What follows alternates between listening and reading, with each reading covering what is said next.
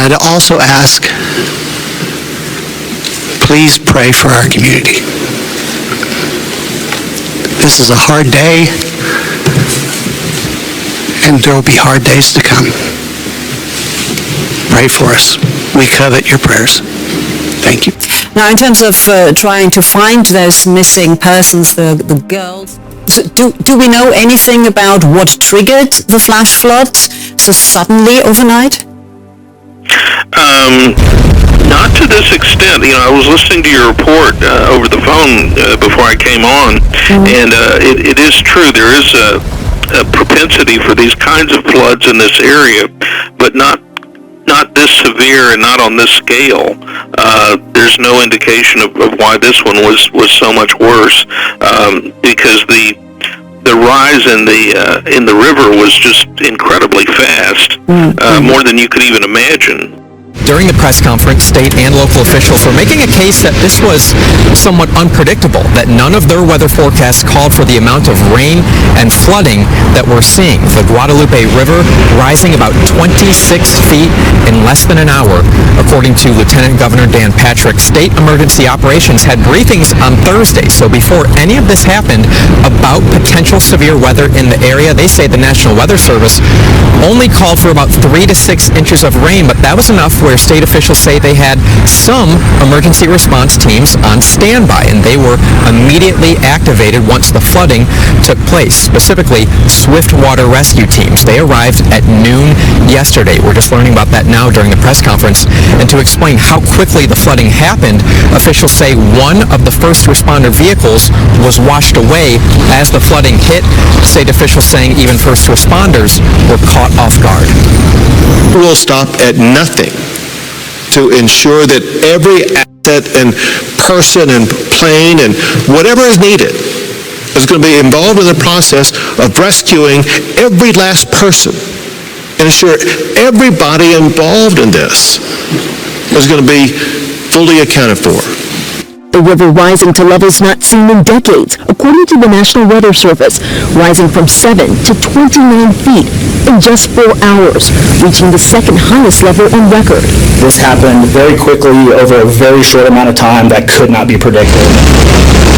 Campers forced to evacuate from sites along the rising riverbank, including at the all-girls summer camp, Camp Mystic. This used to be a campground. These are all campsites. You can see the pipes for the RV sewage. It was all full too. All those RVs are downriver, stuck on trees, like that one.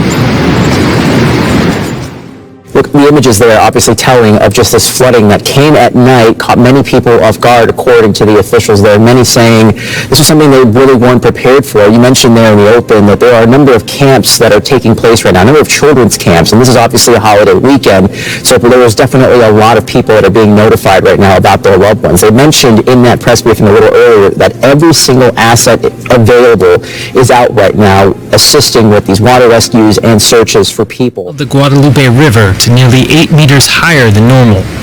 The catastrophic flash flood struck at 4 in the morning. Still in their beds, residents were caught off guard. We didn't know this flood was coming. Rest assured, no one knew this kind of flood was coming. We have floods all the time. This is the most dangerous river valley in the United States. And we deal with floods on a regular basis. When it rains, we get water. We had no reason to believe that this was going to be anything like what's happened here. None whatsoever.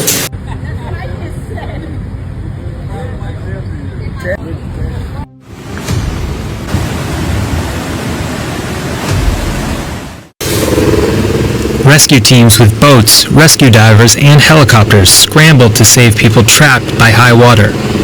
The National Weather Service declared the flooding life-threatening and advised residents to move to higher ground. Flash floods, which occur when the ground is unable to absorb torrential rainfall, are not unusual in the Texas Hill Country, but this was unprecedented. Several communities were overwhelmed. And this is not like a hurricane where you're planning weeks in advance. It hit hard, and things like this happen in a very strategic, very isolated area, and when those two things converged, you had what happened today. So this happened within less than a 2-hour span, very, very quickly. This video, taken Friday morning, showing the nearby Guadalupe River overflowing and moving very fast. Over 500 people are out searching for missing people in Cook County, Texas. Among the missing, a group of young campers. I want all of you to know we will do everything humanly possible 24/7, looking at every tree, turning over every rock, whatever it takes.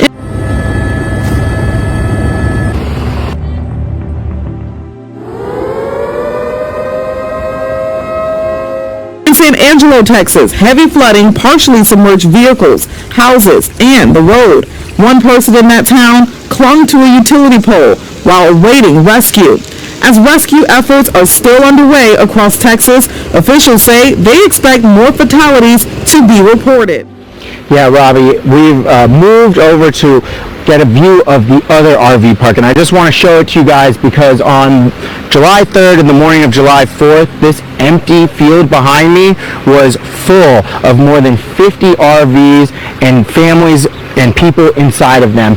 And then that's when that wall of water, more than 25 feet, came through here and wiped it all away. And that's where it's been washing up against trees like this one. You can see the metal from these RV frames, from these mobile home frames. They are strewn about this entire river and creekway, and they are just everywhere. It's a completely destructive scene, and it's honestly hard to look at, especially when you think about the fact that that field behind me was full of more than 50 RVs and campers. Now, this water, this flooding right here, that is not the Guadalupe River. That is all the way on the other side of it. So floodwaters are still receding, and the National Weather Service data show us that the Guadalupe River rose more than 20 feet in just under an hour and a half on the morning of July 4th. Residents have been warned to brace for more flooding as more showers and thunderstorms are forecast for the area.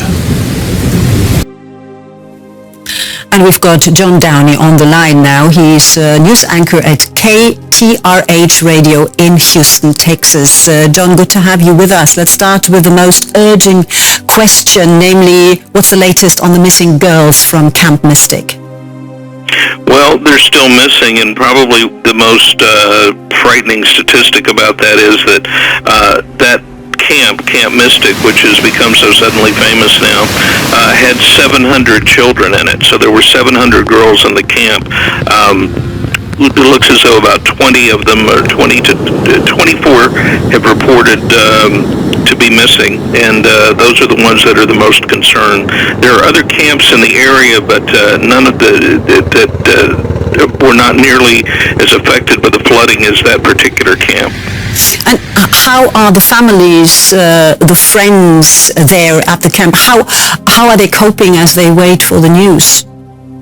Well, one of the things that that has been set up in the area, and so far I only know of 2 locations, but there has been a Walmart and also a nearby elementary school designated as what they're calling a reunification center, and it's being broadcast that if you know somebody that you can't find that is missing, you are directed to those locations because that's where everyone is gathering to try to meet up with relatives, and that's those are the first 2 locations that the authorities have set up to try to unify people that are missing friends or relatives.